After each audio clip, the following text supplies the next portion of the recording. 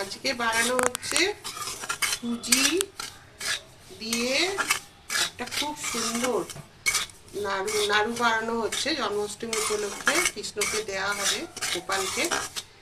শুধু সুজি নয়, তার সাথেও অনেক জিনিস পড়বে। দেখো আজকে দারুণ একটা লাড্ডু হচ্ছে, লাড্ডু বানানো হবে।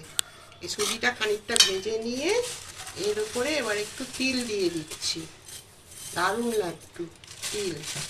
তিলটাকে একটু একটু এর সাথে নেড়ে নিতে হবে। তিলটাকেও একটু নেড়ে নিয়ে তার উপরে কি দেবো দেখো তোমরা।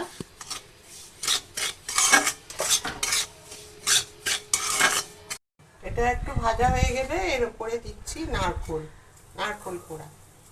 দারুণ টেস্ট হবে, খুব সুন্দর। নারকোল কোড়া দিয়ে এবার একটু নাড়বো। এতে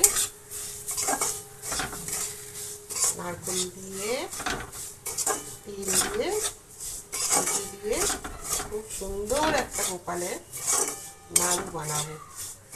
সব কিছু অপূর্ব খেতে হবে।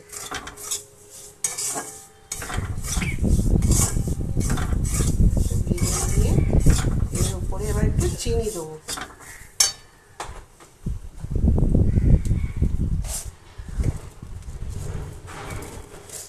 চিনি দিয়ে দিই, একটু মিষ্টি মিষ্টি হবে তো, একটু চিনিটা লাগবে, মানে লাড্ডুটার পাক হবে না।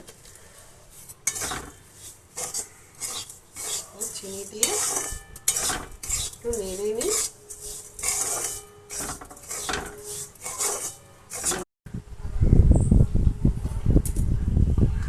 এবার একটু ঘি দিয়ে দিই, বেশ ঘি দিয়ে ভাজা ভাজা হবে, ভালো ঘিয়ের গন্ধ ছাড়বে।